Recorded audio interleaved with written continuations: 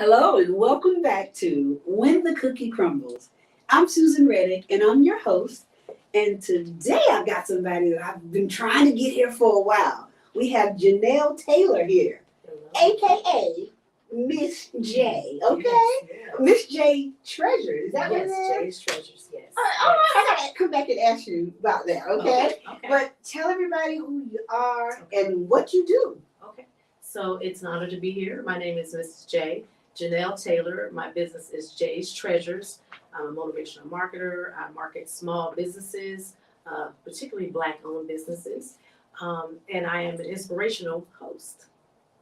I like that. Okay, I was ready for you to say something else too, because I know I see you doing other things. There's a lot of things that are kind of under the umbrella of that, but the main thing is the motivation. I like umbrellas. They good because you can hang a lot of things from them. Whatever grabs or holds on. Exactly. Okay. All right, so let me think about where I want to start, because that was so, well, I want to go more about your business before we start talking about low points. Yes. Because it sounds so exciting. Okay. So what was the first thing that you said again? I think I said motivational marketer. So, what is that? So starting during the pandemic, God gave me this name, Jaay's Treasures. Okay.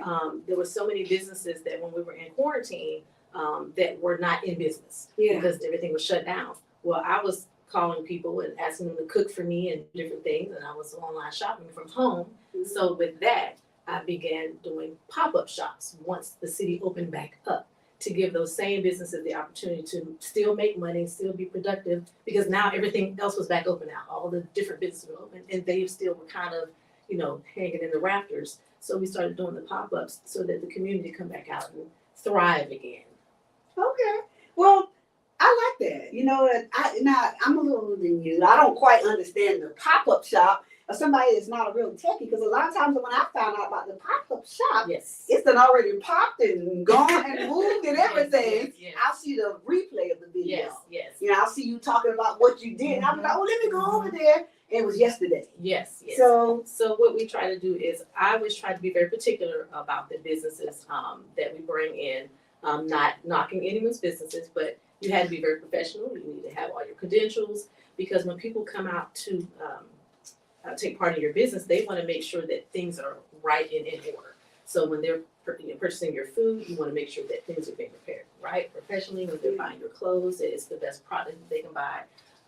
And they trust my opinion, so they know that when they come into our pop-up shops, they're going to get the best. Plus, I know that sometimes the cops stop by. We have city officials, we have mayors, we have everyone that comes, and they come mostly for the fellowship as well too. Mm-hmm. We have a great atmosphere. But sometimes they come to check to make sure everybody got things in order.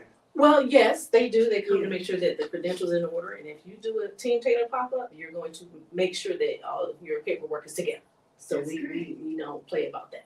I'm excited. Oh, that's exciting. I'm going to make certain that I come to the next shop. Yes, please. And look around and eat. I like to come and eat all the time. Yes, that's my thing, yes. All right, well, that was number one. See, I had to bring me a pencil on here, especially when people do multitasking all the time. Yes. So what was the next thing? Did you say something about motivational speaker or something? Did you say that? The motivational marketing is, there are a lot of businesses that one day they just decided they want to cook or sell clothes or something, but they didn't really have anything behind that as to why, whether it was just they were trying to survive. So one of the things that I would do is I would get together with them and start guiding them on getting their things in order. Know why you're having this business, why you started this business first, but then get everything in order so that when you're presenting yourself to the community, you're not just somebody that cooks or bakes or sells something. You have a purpose in what you're doing and why you're doing it. Oh, okay. So you have. So I try to encourage them. I try to encourage them and just let them know. Like I said, you're not just out here just doing something. There's a reason why you're doing it. God gave you a gift, so you want to use it to the best of your ability to bless Him and to bless the community. How did you get started? I mean, what gave you this idea? It sounds so cool. How did you do it? I was a pre-K teacher, and I was like, this is not my calling. This is not what I'm supposed to be doing. Yeah, that's why I work, so I don't have to stay home with kids. And I was in the classroom one day, and the kids were learning, and I said, God, what do you want me to do? What am I supposed to be doing? And he said, Jaay's Treasures. And I'm sitting there teaching the kids, and I said, well, what does that mean? He said, because everything I've ever given you, you've treasured it. people, places, things. So to go out into the community and show people that you truly care about them and what they do. My theory is people always say no one's going to treat my business like I would treat it. Well, I treat your business like it's my business. Oh, I like that. And that's how it kind of got started. Great. All right. So and it just grew from there. It grew from there. So when you have a pop-up shop, just a lot of people just show up. We usually have up to about 30 vendors, which is a lot for a pop-up shop. And I keep it limited to the same vendors. We try to have a variety of things, down to real estate companies, whatever it may be. It doesn't make a difference. Our biggest thing is just having the best in the city. That's our motto. We give you the best in the city. Oh well, I need to be there then. Okay, Richard's Reddit Realty gonna have to be there because we the best. Okay. Yeah, you gotta get your paper. I like that. Okay. Yes. So all right. So you told. Was there another one? No, I think there was. So the inspirational speaking. I'm not your average person. I'm a PK, preacher's kid. So when I speak to people, I speak from the heart. I speak from a lot of transparency. People don't tend to like transparency because they say you're telling too much. Well, I've always put everything on the table because there's someone that's listening to you that needs to hear what you're saying. Sometimes we have the speakers that they kind of sugarcoat it, make it sound good. I need you to feel what you're feeling. Yeah. And we need to get it out on the table so that you can begin your healing process. So I just speak from my heart. I speak from pain, but also speak from healing. Well, they say that your test can be your testimony. Yes. I really think another reason why people may not like to be too transparent because sometimes people not really who they say they are. They're not who they say they are. So if you're transparent, then people gonna know that what you just said. That's not really you. Okay. Well, and those things should be your past. Yes. It's about our present, but a lot of times we forget where we came from. Yeah, you cannot let your past dictate where you're going or where you end up. Absolutely. How you put that? I could tell that you were a PK's daughter, a PK, a preacher's child. Period. Okay. Yes. When I saw you singing "My Help," yes, and that's the type of song to me because I was raised Seventh-day Adventist. Okay. And so we, it's not gospel with my hand clapping or whatever. Yes. And we sing that type of church when I'm at the 70s. And so that's one of those songs that can go either way. Yes. And when I heard it, I was like, okay, she's from the church. Yes. Okay. I was raised non-denominational, so I didn't have the Baptist background, or I just had just a kind of the Christian kind of praise and worship. Yeah. So when I sing, and that's me, it's worship. because I can't sing and clap and step at the same time. I can't do to the step, clap. Yeah.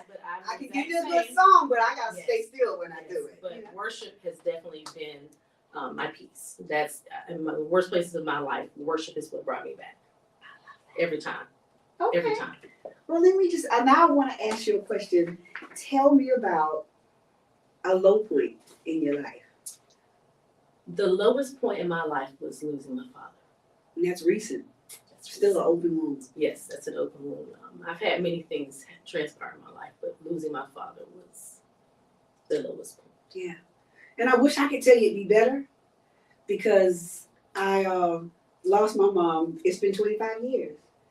And I was a young woman. I was on my own, Yes. But there's still things that hit me now. Yes. And it hurts me. Yes. It's going I could tell that you almost teared up there. It's going to make you tear up. Yes. Mother's Day, Christmas, Thanksgiving, Yes. Or when I see other families. I was at a gospel program the other night. Yes. And my friend Cece was sitting there with her mother and aunt. Mm-hmm. And I was just kind of, see, I'm emotional now. Yes. And I was like, I wish I could have a little bit of that.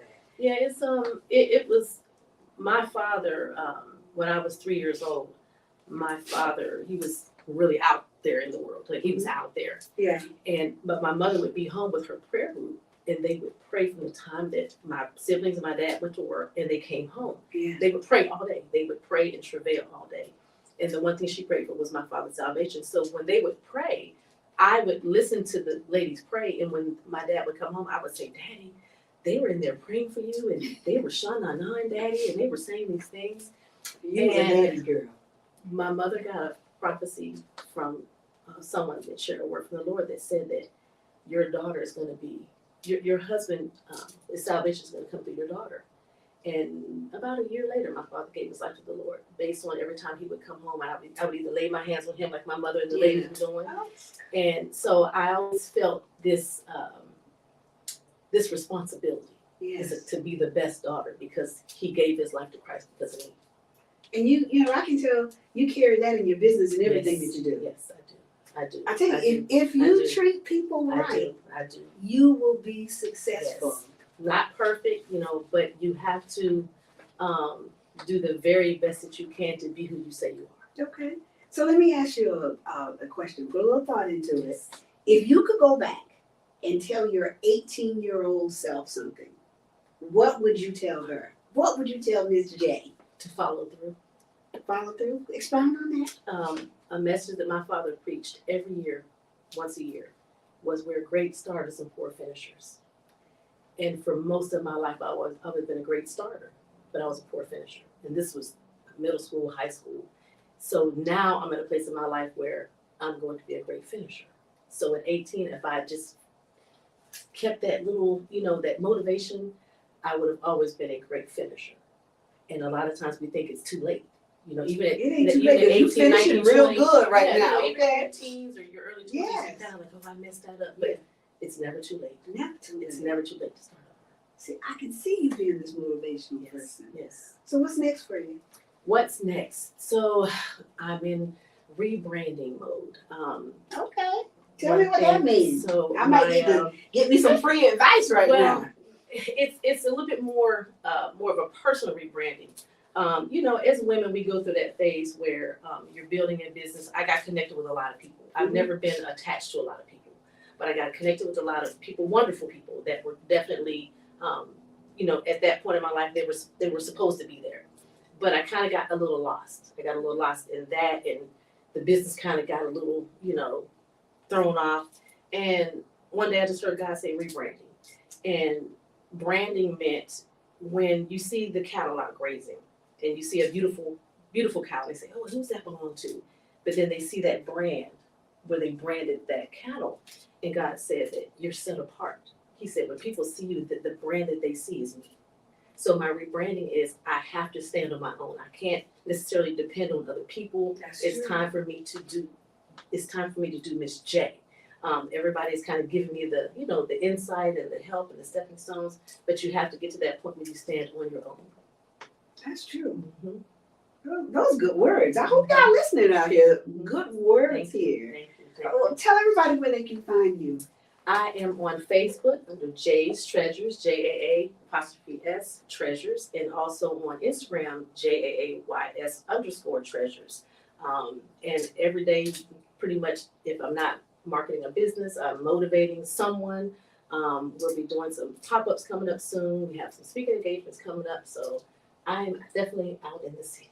I think I saw you speak once. Yes. At Woo a couple Woo, years yes, ago. ma'am. Okay, I didn't know you Yes, at that time, yes, but ma'am. sitting I here knew you just- though, but yes. Okay, yes, I yes. saw you at a funeral lately, and you said, "Are you Susan?" Yes, And I was yes, like, ma'am. "Okay, I'm a Yes. star." Well, you know what? You have so many Facebook friends, but when I see people out in public and Yes. I ask them, like, we're friends on Facebook, It made me feel so yes. good. So that's important to me. It to is, not and just it's so be- weird when Yes. you see people and you want to be like, "Oh, hey, I know you," and they Yes, just like kind of yes, snubbing you, yes, ma'am. and it Yes, made me ma'am. feel so good Yes, ma'am. how you approached me, Yes. and it was I'm so glad that When you were first, I knew about you through Roger Johnson. Oh, He yeah. spoke- I gotta He get- speaks highly of you. That's my little So brother. that was really my first connection with you. But Yes. but I follow you, I watch you, and you're a great inspiration. You really are. Thank you. Really All are. right, we're gonna have to get together. Yes, ma'am. I'm gonna let you Yes. take me to lunch. See, I'm gonna let you. Absolutely. Listen, I sow good seeds. Yes, ma'am. Let's do it. Yes, ma'am. All right, well, great. We're gonna leave it right there. Tell people one more time where they can reach you. You can find me on Jaay's Treasures on Facebook, JAAY_S Treasures, and on Instagram it's JAAYS_Treasures. And there you have it. Yes, ma'am. All right, I will see you next week on When the Cookie Crumbles. I'm Susan Reddick. Bye bye, everybody.